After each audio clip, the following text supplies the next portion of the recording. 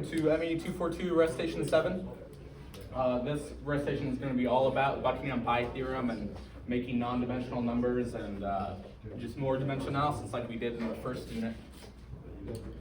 So for this first one, we have a fifth cylinder of diameter d and length L immersed in a stream flowing normal to its axis of velocity u will experience zero average lift. However, if the cylinder is rotating at angular velocity omega, a lift force F will arise, right? Fluid density rho is important, but viscosity is secondary and can be neglected. So we're not caring about any viscosity or anything. Formulate this lift behavior as a dimensionless function. Okay, so first off, yeah, like I said, we're going to totally get rid of any viscous effects. But fundamentally, this is a very like arrow-y kind of thing, where this comes from the Kutajoukowski theorem, where if you have some object that has some rotation going, it'll produce a lift force. As mechanical people, you guys don't really need to know that, but that's what's happening here. But anyway, so first off, let's define all of our parameters, right? So the parameters of the system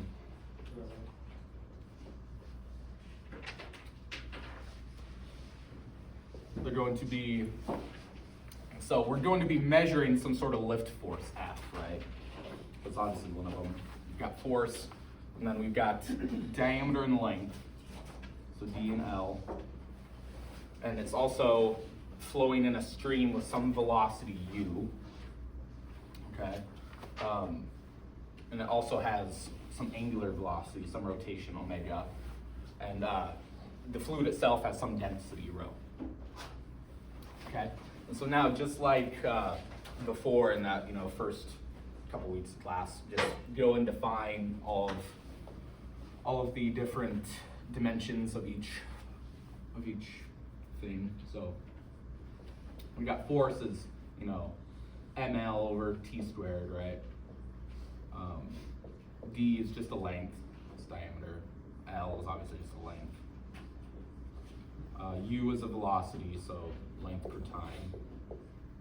Omega is a little tricky if you're not down with it. Any sort of angular velocity, anything, it's just something per second. It's like it's a frequency pretty much. This could be, usually we'll call this in like radians per second, but you could just as easily convert that to hertz. It's just something per second. So it's 1 over time, or time to the negative 1, whatever. And then the last one is density, which is just mass per cubic length. All right. So now you can see we have 6 parameters, right? So we have 6 parameters, and there are 3 primary dimensions of this problem. There's no heat or anything. It's just MLT. So 6 minus 3 equals 3 pi groups that we're going to make. Right. So we're going to be making 3 pi groups out of this. And like I said earlier, for the sake of this, like you'll see one of the parameters I choose to repeat. You could flip out another one for it. That's pretty arbitrary, right? As long as everything works out to be dimensionless in the end, you're pretty much fine. So the rules for our repeating parameters that we're going to pick. The first, just kind of general rule of thumb, typically the thing you plan on measuring at the end of the day, you don't want to pick as a repeating parameter. So in this case, you can, since we're going to be formulating this lift behavior as a dimensionless function, you don't really want to pick that as a repeating parameter, because you're going to be solving for that. You're going to be like measuring that later on in whatever experiment you decide to run. So don't pick force. So that narrows it down to 5. And then the big main rule is the parameters you choose, you're not allowed to make a dimensionless group out of those parameters themselves. Because if you can make some sort of dimensionless variable with those 3 just together, and they'll get stuck in like an infinite loop when you go solve for the other ones. So don't do that. So the ones we're gonna pick though, and you can a lot of times you can tell just by looking at it. If you want to, you can go and try and if you need to go and math everything out and do it by hand, you can. But in this case, you can just look at it pretty easily and see which ones you're gonna do. We're going to pick as repeating.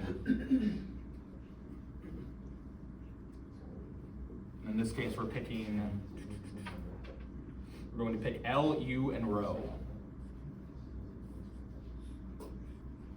And you can see, and like I was saying, this L, you could just as easily pick D, because they're both just units of length, right?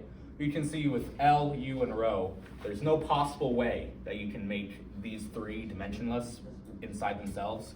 And that obviously, unless you make everything like set equal to, you know, the power of 0, of course, but you know, rho has M, there's some M up top here, U has a T in it, and L is just an L. So obviously, no matter how you pick them, you're gonna have a T and an M floating around however you choose it. So, we're gonna pit these as repeating, and then we're going to solve with the remaining ones. So we're going to solve with, you know, D, omega, and F, right? Okay. So now, I'm not gonna go and do all of the like linear algebra part of it where you set the stuff equal to 0 and do all that. I think that's kind of tedious. But okay, so for pi 1, this will be the one that corresponds to D. And so you'll have pi 1 is D times some L to the A power times some U to the B power times some rho to the C power, right? And dimensionally speaking, this is L times L to the A times L over T to the B times M over L cubed to the C, right? And you can see just like, you know, after you start doing a few of these, you can just kind of look at them and then be like, all right, this one's pretty easy.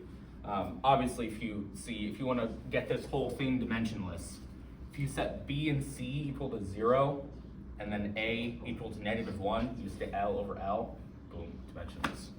So we can just say right away, we can say A equals -1, B equals 0, C equals 0, and we get pi 1 equals D over L, right? Boom, there's pi 1 done. And now for pi 2 is also still pretty easy. You can do it just by looking at it still. But we've got pi 2. It's going to be the one with omega, the angular frequency. So we get L, we have L to the A, U to the B, rho to the C. So again, dimensionally, it's 1 over T times L to the A. L over T to the B.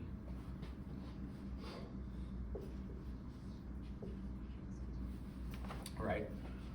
And again, if you set C equal to 0, because we don't want that M term floating around. There's something we knew about that M. So obviously right away we set that equal to 0. And now, if you flip these in a clever way, right? If you put this on the bottom over here, then you can get everything else dimensionless. So if you get A equal to 1 and B equal to -1, you can get pi 2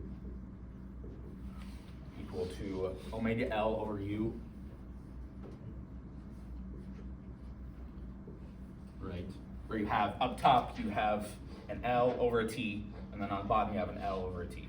So everything cancels out, works out really nicely. But again, you know, you can do that just by looking at it, or if you want to do all the linear algebra, you can do that. Now for pi 3 is the only one, in my opinion, where I think you would really have to go and do the, like if you're unfamiliar with these things, you really have to go and do the linear algebra for it. But at any rate, pi 3 is the one with the F, right? F times D to the A. Well, I keep doing it, it's L. L to the A. L to the A, U to the B, rho to the C. Like I was saying, I keep accidentally writing D on there because you can just as easily have picked D to be your repeated variable. It doesn't matter. But so we've got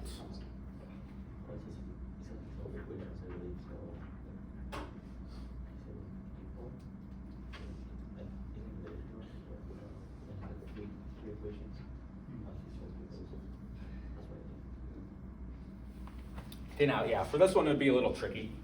So the way you do this is you go step by step. You go L.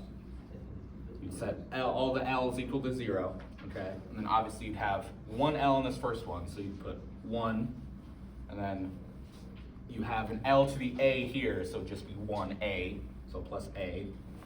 And you've got an L to the B here, so it'd be plus B. And you have an L to the negative 3 here, so it'd be minus C, right? And you do the same thing for M, 0 equals 1 plus 0A, so I'm just not going to write that, plus C, and then T, 0, minus 2, minus B, yeah. And so, obviously go do the linear algebra for it. Breaking down like this is pretty easy to see how you just solve that system. If you get something that's really complicated like this, just put it in your calculator. You've got a linear algebra calculator. But anyway. Shouldn't it be minus 3C for the first one? Minus 3C. Oh yeah, I'm tripping. Yeah, my bad. I said it and didn't write it. Oops. Yeah. Yep. Okay. So anyway, after doing all this, go solve it out. You know, getting A equals negative 2.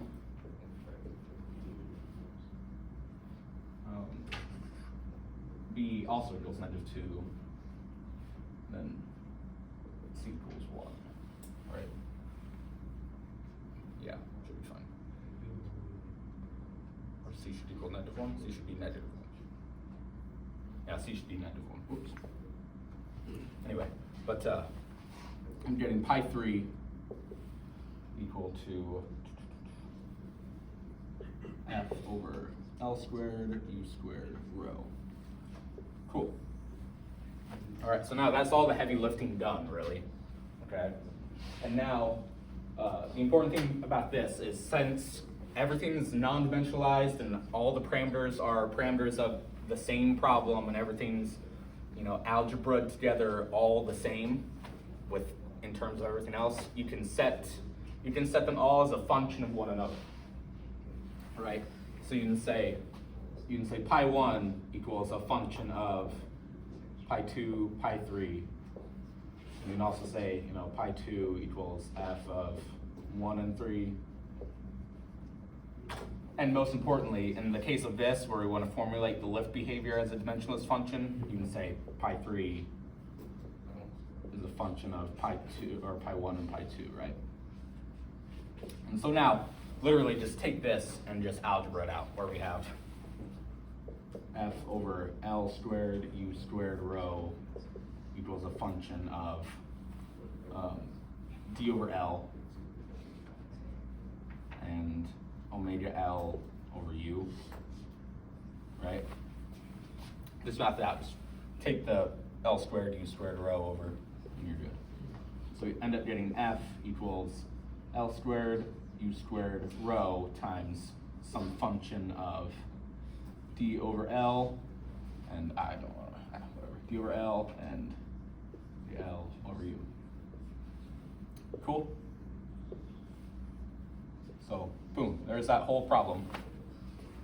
There's a whole problem done. We just formulated fundamentally, and this, by the way, if you were to actually do all the math for it, if you had actual numbers, in this form, everything would be in like coefficient value. It would just be like integers and decimals and stuff. After you move this all over, this number would spit out would actually be like legit forciness. You'd have some, 12 newtons equals all of these numbers. So there's that. And that was kind of a higher level, very fundamental aspect of it. The next problem we're going to do, you're going to actually see how this matters and all that.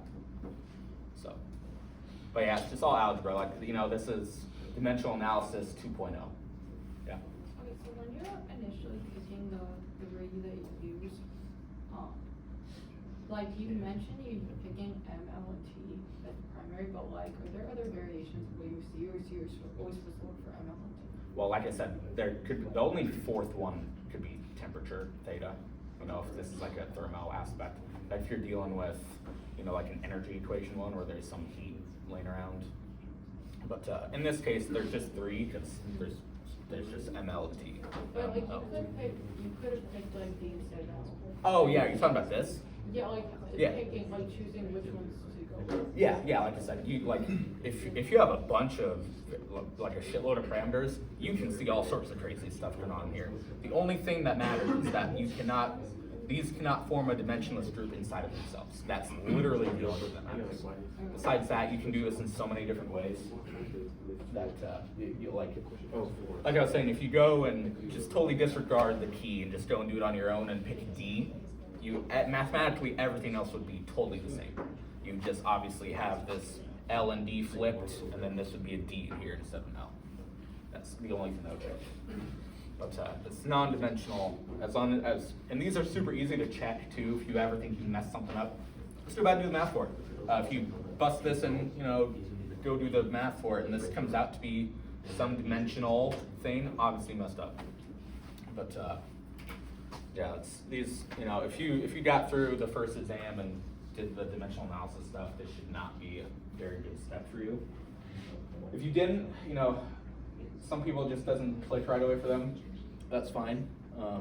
I would definitely recommend getting really good at this, because this will be a free 10 points on your third exam, honestly.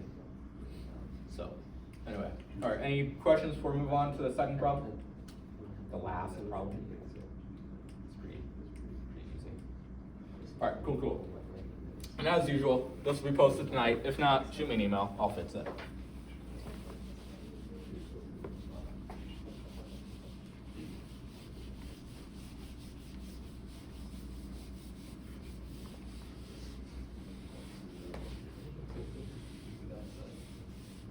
And the first part of question 2 will be largely the same, so I'll go through it a little faster. Because once you've done like 3 of these, you've pretty much done them all. It's just dimensional analysis stuff. It's not too bad.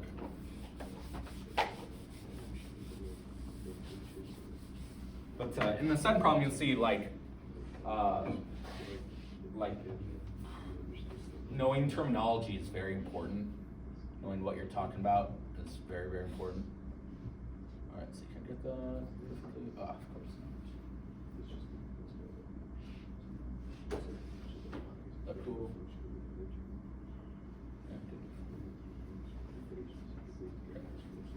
I'll scroll down. Okay, so we've got power produced by wind turbine, depends on its angular velocity again, omega, its diameter d, its number of blades, the blade chord width, the blade chord. So if you don't know, that's another like arrowy thing.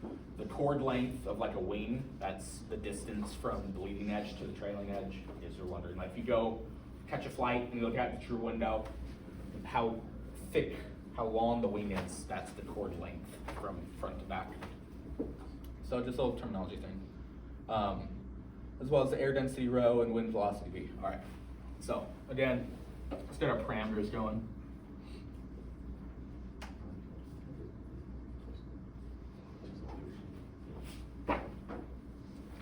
So our parameters, so we've got power. And just in the phrasing of this question, this sounds like this will be the one that we're going to be measuring at the end of the day if we were to run an experiment. Usually like force and power are usually stuff like that. So we've got power, depends on its angular velocity, omega, its diameter, d, number of blades, b, blade chord width, we're going to call that c. It's always what you call that. Air density and wind velocity, so rho and v, right? So we've got 7 in this case. And for the scope of a lot of problems you guys will be doing, 7 or 8 is probably the maximum number of parameters you'll see. I don't anticipate anything, definitely not more than 10. That would be just a lot of excess math to do. But anyway, 7 is actually quite a few. But show the dimensionless, okay, so anyway, before we even get to that, let's start right now with our dimensions. So we've got power. Power is just some force times the distance, so it'll be ml squared over t squared. Omega, again, same thing as last time, it's just 1 over t. D is just a length still. B is just a number. B is just number of blades. What dimension's out? It's just a number, it's just 1. Which should be a hint for later if you're really sharp. Alright, C again is just a length. Density.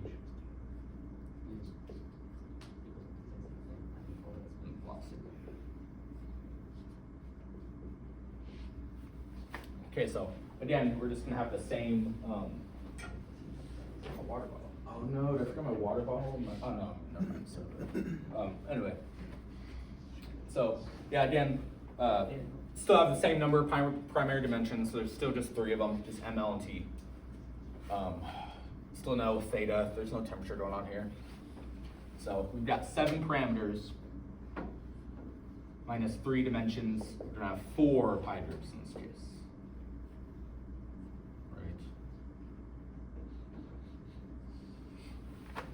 Okay, and so what are we gonna pick for our repeating parameters?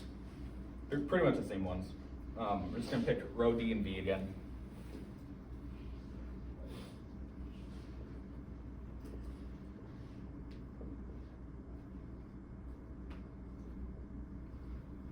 But again, like I said, this D, you could just as easily use C in here instead of D. They're both just lengths.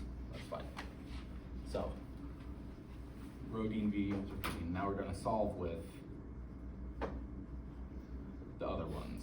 So we're going to solve with P, omega, B, C, yeah, B and C. So for pi 1, let's go with, what do we want our pi 1 to be? Let's do the omega one first, I guess. That's what I wrote first. We got omega to some rho to the A, D to the B, B to the C. And this is fundamentally exactly the same as the one we did like last time, so I'm just gonna write it. Yeah, it's just D omega over V. Right. Let's go back to the last one. Like, I'll just kind of breeze through these first couple because they're easy. Now for the second one, pi 2. Pi 2 is the one that relates to B, all right?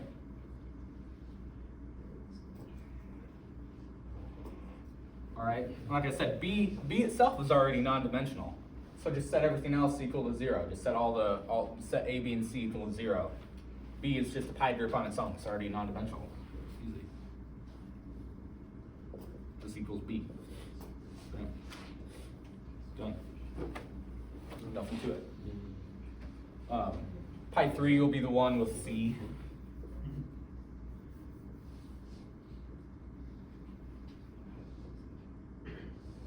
And again, this is the same. You'll just get the C over D as that. So set A and C equal to 0, B equals -1. Pi 3 equals. Right. Now again, pi 4 would be one that you'd have to like math out. So I'm gonna go. So pi 4 is gonna be the P times rho to the A, D to the B, B to the C. Okay, and again, you'd write the dimensions down for it. You go ML squared over T squared times.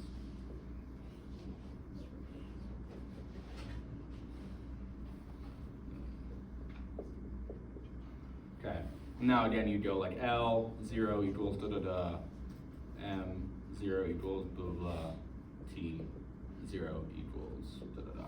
Right, just do the linear algebra for it. Just very systematic, not that tough, just kind of tedious. But at any rate, you end up getting pi 4. Pi 4 equals P over rho V cubed D squared.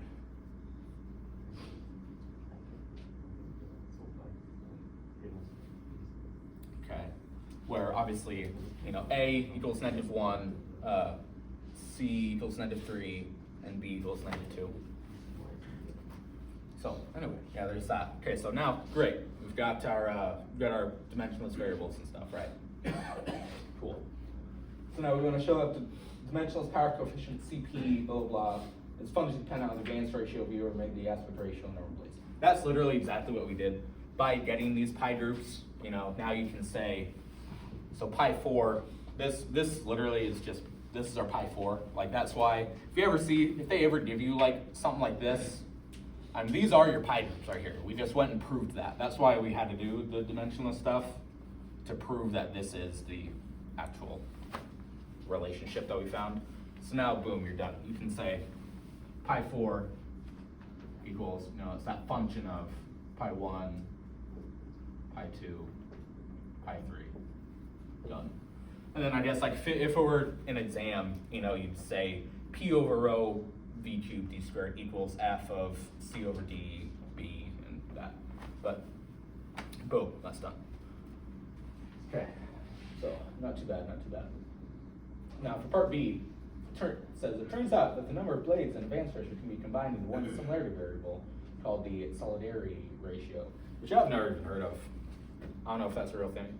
I've never heard of that, but whatever. But yeah, since B was already dimensionless, they just combined it into one variable. They just slapped the B onto the C over D. But again, you could totally put the B onto the V over omega D as well. Oh, and also, you can see when we proved it ourselves, we got d omega over V, but in here they have it as V over omega D. Same thing. Since it's all dimensionless, you can flip-flop them around all you want. Doesn't matter at all. Like later on, as you do a lot of these, you'll see that there's just some like conventional stuff that you'll catch on to, like especially the Reynolds number and stuff like that, if you are already kind of familiar with that. It was on your exam one time, right? Something. But anyway, also technically speaking, you could call this whole thing one thing. I mean, if you want to put the VBC over omega D squared, that would be cool too. You could totally do that. But in this case, we just have 3 pi groups we're going to be dealing with. But anyway, so now we're going to be testing a model of a wind turbine, right? The full scale wind turbine has 3 blades. All right, so over here, this is where we're actually going to do a bunch of math, okay? So full scale wind turbine has 3 blades. So I'll call this BP, where the P stands for prototype. The terminology that you generally use and stuff like this, the prototype is the full scale thing you're going to be putting out in the real world, and then the model is the smaller one. So B prototype equals 3, right? Has a diameter of 40.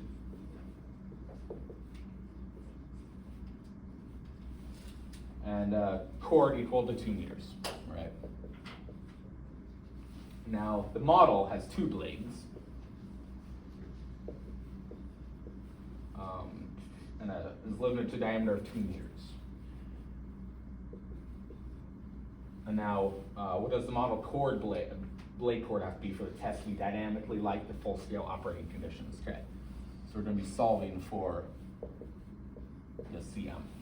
So when we're trying to get things to be dynamically similar, this means that the flow behavior in the full scale and the small scale will be exactly the same, right?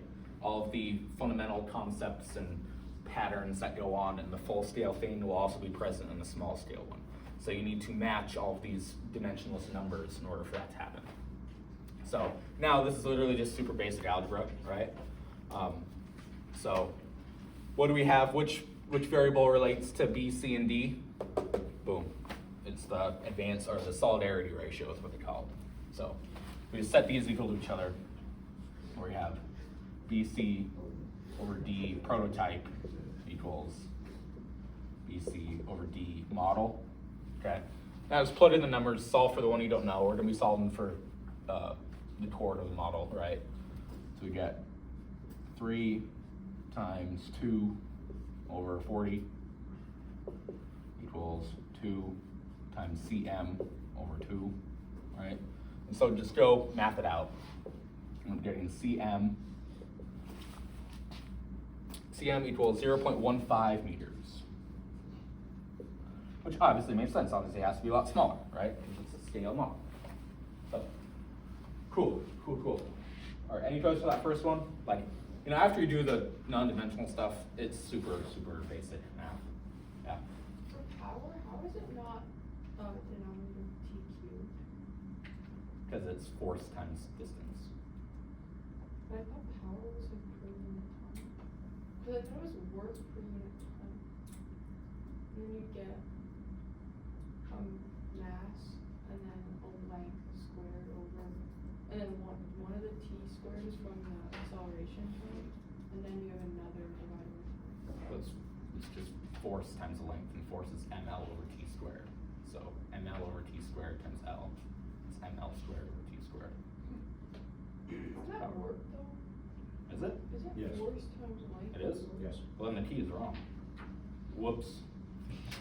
Well. Anyway, alright, well, whatever. Yeah, yeah. They messed up something on the key then. Let's see. Oh, yeah, ml squared over t cubed. Yep, you're right. Whoops. Anyway.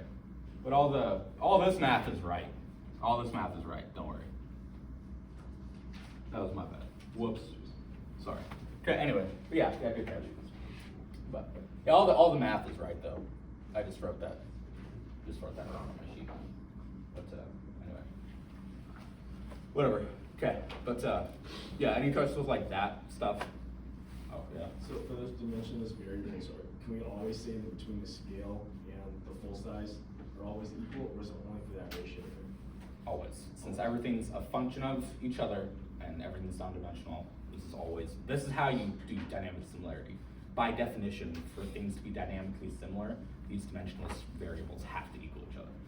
So this is like, do not overthink this. This is not something you need to overthink about. This is like so fucking easy. Like don't even, like the hardest thing they can do, you know, I don't even know, really things cannot get any harder than this. Like it's, after you do this part, you're good. Okay, now, it's still part B. So the model's test conditions are in a wind tunnel of 40 meters per second, and the model rotates at omega equals 500. So we'll say Vm equals 40 meters per second,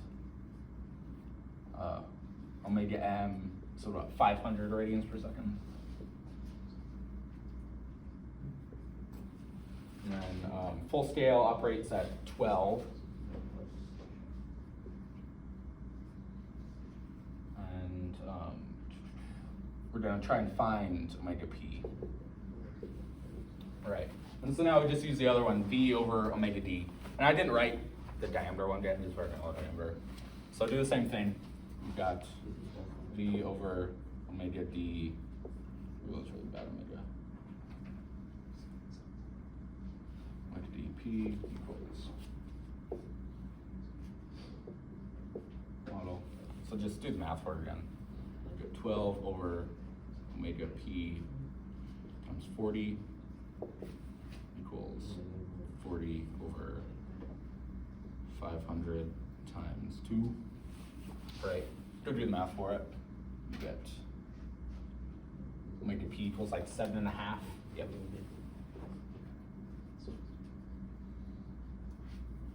7.5 radians per second. All right. Cool. There's that. Again, literally just doing basic math. All right. Now for the last part, both the model and the full-scale turbine are operated in air. The power produced by the model wind turbine is 8 kilowatts. What is the power produced by the full-scale wind turbine operating as determined RB? So now we're literally just using the CP for this one.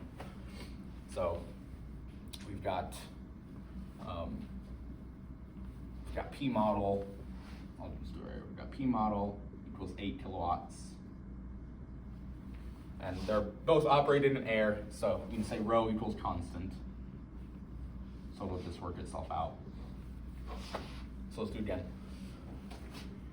We know everything else, so we get, P, we're gonna be solving for that over rho times, what's the velocity? It should be 12 cubed times 40 squared equals 8 over rho times 40 cubed, 2 squared. So obviously the densities cancel, right? And let's go and solve for power of the prototype. Should be a pretty big number, 86.4 kilowatts. Right, and boom, now you're done. And the best part about these is you don't really need to do much unit conversion.